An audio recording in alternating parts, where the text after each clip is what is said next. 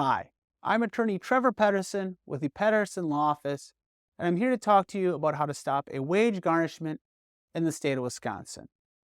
First thing you need to know is what a wage garnishment is.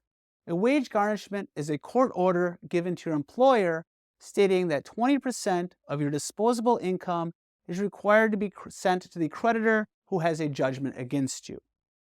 The way the court defines disposable income is it's your gross paycheck minus only the taxes, and that's where they calculate the 20%.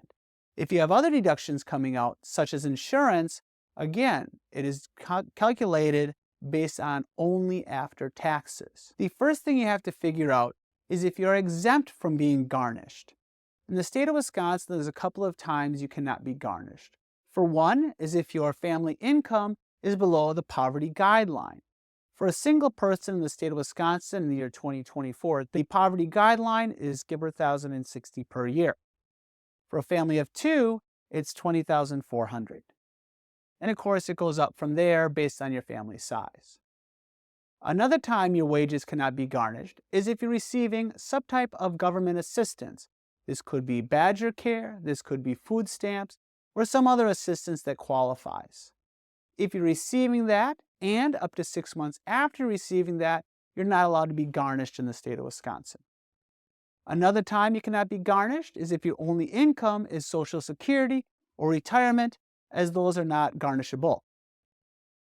If you are not exempt from being garnished, then maybe you want to look into doing a Wisconsin Chapter 128.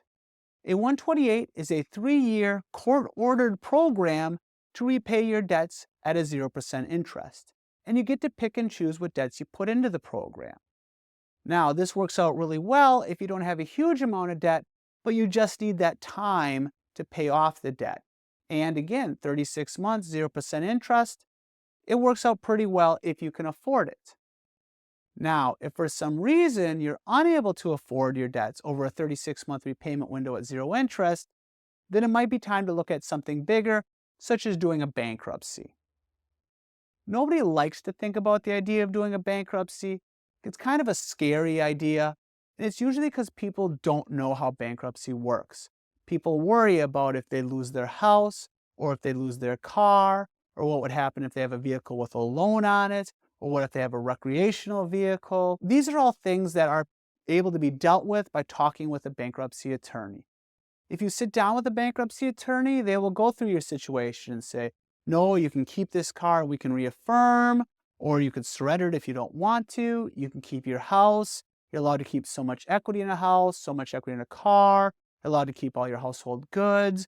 A lot of circumstances, you can keep your recreational vehicles depending on their values and everything. So without knowing your situation and what will happen, you can't be afraid of a bankruptcy. You have to actually sit down, talk with an attorney, and figure out what would happen in your case. If you would like to know more information about how to stop a wage garnishment, or if you'd like to use my office to help you with any of these programs, such as the Chapter 128 or a possible bankruptcy, give me a call. Again, I'm attorney Trevor Pedersen with the Pedersen Law Office.